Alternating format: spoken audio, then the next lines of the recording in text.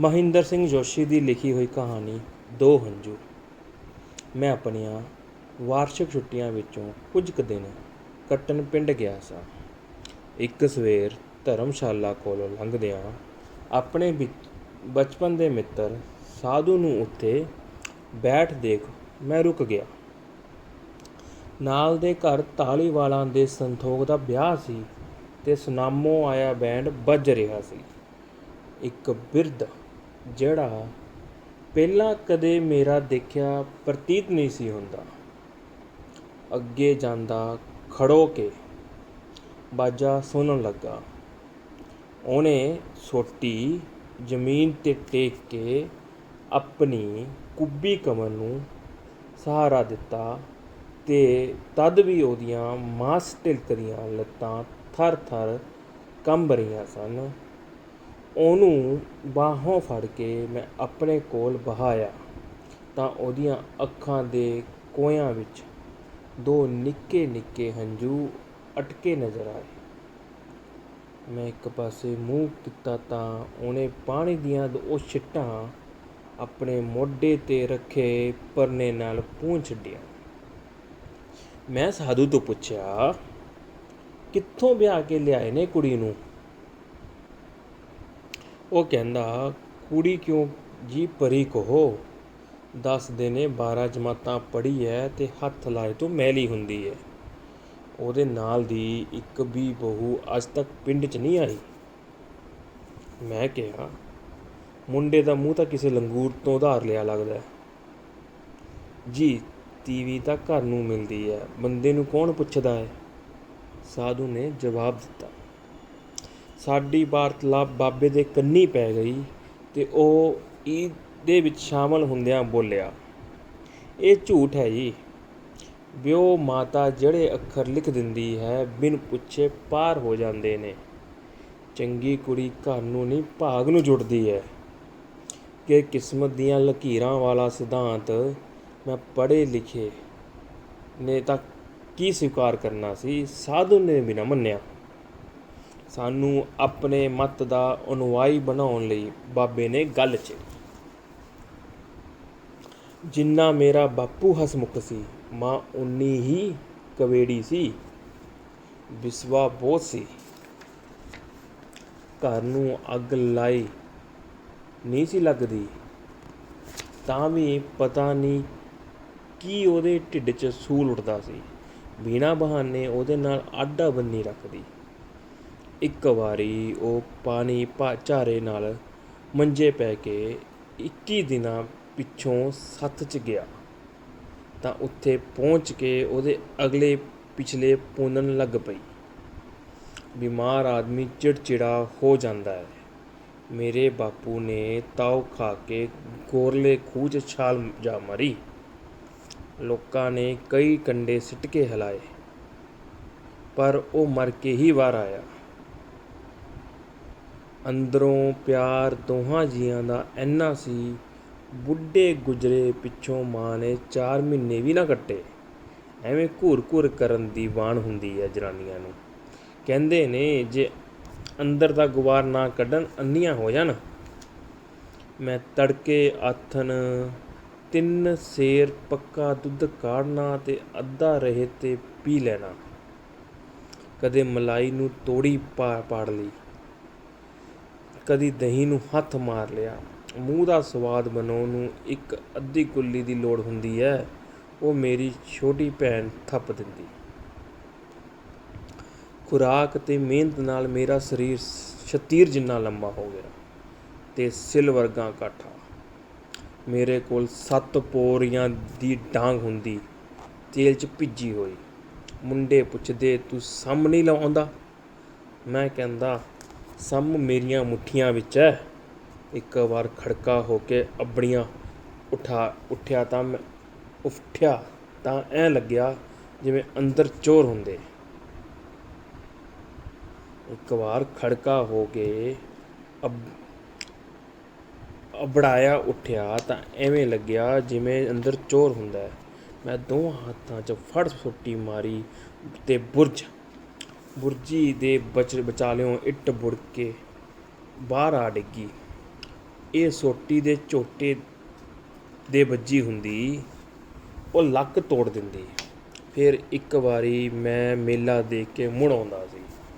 ਰਾਹ 'ਚ ਬੰਦੇ ਲੜੀ ਜਾਣ, 4 ਦਿਨ, 4 ਇੱਕ ਪਿੰਡ ਦੇ, 3 ਇੱਕ ਪਿੰਡ ਦੇ। ਉਹਨਾਂ ਨੂੰ ਭਿੜਦੇ ਦੇਖ ਕੇ ਮੇਰਾ ਹੱਥ ਰਸਾਉਣ ਨੂੰ ਜੀ ਕਰ ਆਇਆ। ਮੈਂ ਮਾੜਿਆਂ ਦਾ ਦਰਦੀ ਹੋ ਕੇ 4 ਵਿੱਚੋਂ ਇੱਕ ਦੇ ਪੂੜੇ 'ਤੇ ਡਾਂਗ ਛੱਡੀ। ਉਹ ਪਿਛਾਂਹ ਝਾਕਿਆ ਤਾਂ ਮੈਂ ਜਿਹਦੇ ਨਾਲ ਜਾਨ ਨਾ ਪਛਾਣ, 4 ਉਹ ਤੇ 3 ਉਹ ਸਾਰੇ ਮੇਰੇ ਪਿੱਛੇ ਪੈ ਗਏ। ਮੈਂ ਇੱਕ ਭੜੀ ਨਾਲ ਪਿੱਠ ਜੋੜ ਕੇ ਸੋਟੀ ਚਲਾਈ, 7 ਨੂੰ ਭੱਜਣਾ ਪਾ ਦਿੱਤੀਆਂ। ਮੈਂ ਅਜੇ ਮਛੋਰ ਹੀ ਸੀ ਜਦ ਨਾਤਿਆਂ ਵਾਲਿਆਂ ਨੇ ਦੇਲੀ ਨੀਵੀਂ ਕਰ ਦਿੱਤੀ। ਮੈਂ ਬਾਪ ਨਾਲ ਬੀਤੀ ਯਾਦ ਕਰਕੇ ਵਿਆਹ ਤੋਂ ਚੱਲਦਾ ਸੀ। ਮੈਂ ਕਿਹਾ ਪਤਾ ਨਹੀਂ ਕਿਹੜੀ ਕਲਜੋਗਨ ਨੇ ਬਸ ਪੈ ਜਾਣਾ, ਜਿਹਨੇ ਸਗਾਈ ਨੂੰ ਟੋਕਣਾ। ਮੈਂ ਉਹਨੂੰ ਇਹੀ ਕਹਿ ਕੇ ਟਾਲ ਦੇਣਾ, ਭਾਈ ਪਰ ਪਹਿਲਾਂ ਕੁੜੀ ਨੂੰ ਬਾਹਰੋਂ ਉਠਾ ਲਈਏ, ਫਿਰ ਦੇਖਾਂਗੇ। ਇੱਕ ਦਿਨ ਖੁੰਡਾਂ 'ਤੇ ਗੱਲਾਂ ਤੁਰਦੀਆਂ ਨੇ ਚ ਕਿਸੇ ਨੇ ਕਿਹਾ, ਗੋਇਆਂ ਦੀ ਛੋਟੀ ਨੂੰ ਬੜੀ ਛੈਲ ਹੈ।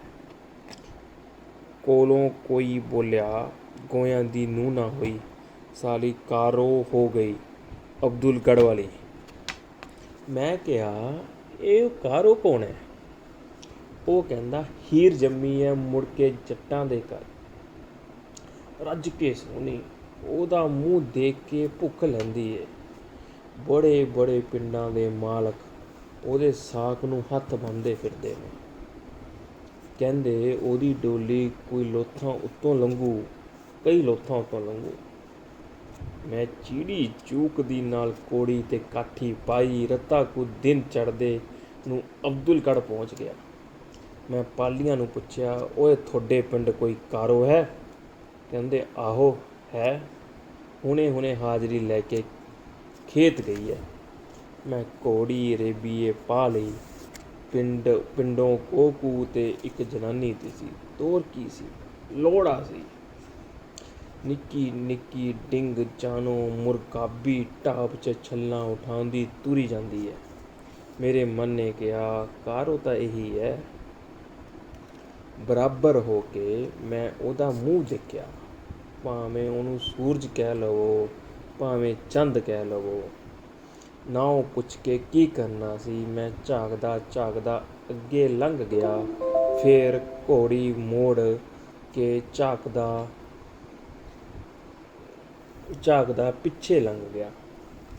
2-3 ਗੇੜੇ ਐਵੇਂ ਮਾਰੇ। ਜਦੋਂ ਉਹ ਰੋਟੀ ਖਵਾ ਕੇ ਆਈ ਤਾਂ ਮੈਂ ਫਿਰ ਉਹਨੂੰ ਖੇਤਾਂ ਨੂੰ ਜਾਂਦਾ ਮਿਲਿਆ। ਉਹ ਮੇਰੇ ਰਾਹ ਵਿਚਾਲੇ ਹੋ ਕੇ ਖੜੋ ਗਈ। ਕਹਿੰਦੀ ਤੂੰ ਕੌਣ ਹੈ? ਮੈਂ ਕਿਹਾ ਮੈਂ ਬਚਿੱਤਰ ਹਾਂ, ਬਲਵੇਲੜੇ ਵਾਲੇ ਜ਼ੋਰਾਵਰ ਸਿੰਘ ਜੈਲਦਾਰ ਦਾ ਮੁੰਡਾ। ਕਹਿੰਦੀ ਕਿਵੇਂ ਆਇਆ? ਮੈਂ ਕਿਹਾ ਐਵੇਂ। ਕਹਿੰਦੀ ਜੇ ਐਵੇਂ ਆਇਆ ਸੀ ਤਾਂ ਡੰਡੀ ਕਿਹੜੇ ਕਸੂਰੋਂ ਘੋੜੀ ਦੇ ਖੂਰਾਂ ਤੋਂ ਵੜਵਾਤੀ? ਉਹਦੀ ਮੁਸਕੜੀ ਦੇਖ ਕੇ ਮੈਨੂੰ ਹੌਸਲਾ ਹੋ ਗਿਆ। ਮੈਂ ਕਿਹਾ ਭਾਗਵਾਨ, ਮਾਰ ਭਾਵੇਂ ਛੱਡ, ਮੈਂ ਤਾਂ ਤੇਰਾ ਨਾਂ ਸੁਣ ਕੇ ਆਇਆ। 700 ਬਿੱਗੇ ਜ਼ਮੀਨ ਹੈ, 2 ਜੋੜੀਆਂ ਬਲਦਾਂ ਦੀਆਂ ਨੇ, 4 ਮੈਸਾਂ ਨੇ। ਕਿਸੇ ਗੱਲ ਦਾ ਤੋੜਾ ਨਹੀਂ, ਜੇ ਦਿਲ ਕੱਢਦਾ ਘੋੜੀ 'ਤੇ ਬੈਠ ਜਾ। ਉਹਨੇ ਮੇਰੀ ਜੁੱਤੀ ਤੋਂ ਜੂੜੇ ਤੱਕ ਨਿਗਾਹ ਮਾਰੀ, ਜਿਵੇਂ ਮੰਡੀ 'ਤੇ ਖਰੀਦਣ ਤੋਂ ਪਹਿਲਾਂ ਭੜਿੱਕਾ ਅੰਗੀਦਾ ਹੈ। ਫਿਰ ਕਹਿੰਦੀ ਤੱਤਾ ਨਾ ਲੱਕ, ਭਲੇ ਘਰਾਂ ਦੀਆਂ ਧੀਆਂ ਉਂਦਲਾਂ ਕੇ ਨਹੀਂ ਜਾਂਦੀਆਂ ਹੁੰਦੀਆਂ। ਬਾਪੂ ਨਾਲ ਗੱਲ ਕਰ ਲੈ, ਕੀ ਪਤਾ ਮੈਂ ਵੀ ਕੋਲੋਂ ਹੰਗੂਰਾ ਭਰ ਦਿਆਂ। ਮੈਂ ਉਹਨਾਂ ਦੇ ਨਾਈ ਦੇ ਹੱਥ ਉੱਤੇ ਅੱਧਾ ਪਾ ਚਾਂਦੀ ਰੱਖੀ ਤੇ ਉਹਨੂੰ ਅਤਾ ਪਤਾ ਸਮਝਾ ਕੇ ਆ ਗਿਆ। ਨਾਈ ਨੇ ਕੁੜੀ ਦੇ ਪਿਓ ਨੂੰ ਦੱਸ ਪਾਈ ਤੇ ਡੁੰਮਾ ਜਿਉਂ ਮੇਰੇ ਸੋਲੇ ਗਾਏ। ਉਹ ਕਹਿੰਦਾ ਜਾ ਕੇ ਘਰ-ਬਾਰ ਦੇਖ ਆ। ਨਾਈ ਸਾਡੇ ਪਿੰਡ ਆਇਆ ਤਾਂ ਮੈਂ ਭਰੀ ਬਾਂਸਲੀ ਉਹਦੇ ਲੱਕ ਨੂੰ ਬੰਨ੍ਹ ਦਿੱਤੀ। ਪਰ ਕਰਮ ਮੇਰੇ ਖੋਟੇ। ਨਪੇਰੇ ਗੱਲ ਫੇਰ ਨਾ ਚੜੀ। ਮੁੰਡਾ ਕਹਿੰਦਾ ਇੱਕ ਧੀ ਹੈ, ਮੈਂ ਨਹੀਂ ਉਹ ਪੁੰਨੀਏ ਜੱਟਾਂ ਦੀ ਵਿਆਹੁਣੀ। ਬੁੱਢਾ ਕਹਿੰਦਾ ਇੱਕ ਧੀ ਹੈ, ਮੈਂ ਨਹੀਂ ਉਹ ਪੁੰਨੀਏ ਜੱਟਾਂ ਦੇ ਵਿਆਹੁਣੀ। ਮੈਂ ਫੇਰ ਜਾ ਕੇ ਕਾਰੋ ਦੇ ਹੱਥੀਂ ਪੈਰੀ ਪਿਆ। ਉਹ ਕਹਿੰਦੀ ਦਿਲ ਨਾ ਛੱਡ, ਜ਼ਮੀਨ ਤਾਂ ਤੇਰੇ ਨਾਲੋਂ ਬਹੁਤੀ ਇੱਕ ਸਰਦਾਰ ਕੋਲ ਹੈ, ਜਿਹਨੇ ਗੇੜਿਆਂ ਮੂੰਹੋਂ ਆਪਣਾ ਤੇ ਸਾਡਾ ਪਿੰਡ ਇੱਕ ਕਰ ਰੱਖਿਆ ਹੈ। 4000 ਬਿੱਗੇ, ਤੂੰ ਘਰ ਉਹਦੇ ਨਾਲੋਂ ਸੋਹਣਾ ਪਾ ਲੈ। ਮੈਂ ਆਪੇ ਬਾਪੂ ਨੂੰ ਤੇਰੇ ਪਿੱਛੇ ਮਨਾ ਲੂੰ। ਮੈਂ ਸ਼ਹਿਰ ਦੇ ਇੱਕ ਬੁੱਢੇ ਮਿਸਤਰੂ ਦਾ ਸਿਆਣੂ ਸੀ, ਉਹਨੂੰ ਮਿਲ ਕੇ ਕਿਹਾ ਇੱਕ ਘਰ ਪਾ ਦੇ ਜਿਹਦੇ ਨਾਲ ਦਾ 50 ਕੋਚ ਕਿਸੇ ਕੋਲ ਨਾ ਹੋਵੇ। ਹਾੜੀ ਬੜੀ ਸੋਹਣੀ ਲੱਗੀ ਸੀ ਤੇ ਉਹਦੀ ਬਟਤ ਪੱਲੇ ਸੀ। ਮੈਂ ਉਹ ਸਾਰੀ ਉਹਦੇ ਹੱਥੇ ਰੱਖ ਦਿੱਤੀ, ਪਰ ਉਹਨੇ ਸਿਰ ਹਿਲਾਇਆ, ਕਹਿੰਦਾ ਇਹਦੇ ਨਾਲ ਕੁਛ ਨਹੀਂ ਬਣਨਾ ਜੀ। ਵਿਆਹ ਪਿੱਛੋਂ ਕੀ ਲਹਿੰਗਾ ਫੂਕਾਂਗੇ। ਮੈਂ ਅੱਧੀ ਜ਼ਮੀਨ ਆੜ ਰਹਿਣ ਕਰਕੇ ਕਰ ਦਿੱਤੀ ਤੇ ਮਿਸਤਰੀ ਮੂਹਰੇ ਰੁਪਈਆਂ ਦਾ ਢੇਰ ਲਾ ਦਿੱਤਾ। ਉਹ ਦਸੌਰ ਗਿਆ ਤੇ ਗੱਡੀ ਪੱਥਰ ਦੀ ਭਰ ਲਿਆ।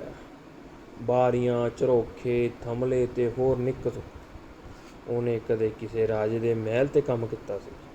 ਕਹਿੰਦਾ ਉਹ ਚੀਜ਼ ਬਣਾ ਕੇ ਦੂੰ ਜਿਹੜੀ ਯਾਦ ਰੱਖੇ। ਮੇਰਾ ਮਕਾਨ ਉਸਰਨਾ ਸ਼ੁਰੂ ਹੋਇਆ। ਚਾਰੇ ਪਾਸੇ ਖੁੱਲ੍ਹੇ ਬਰਾਂਡੇ, ਉਹਨਾਂ ਦੀਆਂ ਲਾਲ ਪੱਥਰ ਦੀਆਂ ਕੁੱਲੀਆਂ, ਥੰਮਲੀਆਂ ਵਿਚਾਲੇ ਚਿੱਟੇ ਪੱਥਰ ਦੀਆਂ ਫੁੱਲਦਾਰ ਜਾਲੀਆਂ ਤੇ ਅੰਦਰ ਅੰਤਾਂ ਦੇ ਕਮਰੇ। ਦਿਨਾਂ ਵਿੱਚ ਹੀ ਥੋਂ ਇਸ ਘਰ ਦੀ ਚਰਚਾ ਹੋਣ ਲੱਗੀ। ਪਿੰਡ ਵਿੱਚੋਂ ਰਾਹੀ ਲੰਘਦੇ ਤਾਂ ਇਹਨੂੰ ਬਿੰਗ ਪਾ ਕੇ ਦੇਖ ਕੇ ਜਾਂਦੇ। ਇੱਕ ਦਿਨ ਅਬਦੁਲਗੜ੍ਹ ਗਿਆ ਤਾਂ ਕਾਰੋ ਦੇ ਭਾ ਦਾ ਚੰਦ ਚੜ੍ਹ ਗਿਆ। ਮੇਰੇ ਮੋਢੇ 'ਤੇ ਹੱਥ ਧਰ ਕੇ ਕਹਿੰਦੀ, ਮੈਂ ਸੁਣ ਲਈਆਂ ਤੇਰੀਆਂ ਹਵੇਲੀ ਦੀਆਂ ਗੱਲਾਂ, ਪੂਰੀ ਕਰ ਲੈ ਤੇ ਮੈਂ ਆਪਣਾ ਕੋਲ ਨਿਭਾਉਣ ਨੂੰ ਹਾਜ਼ਰ ਹਾਂ।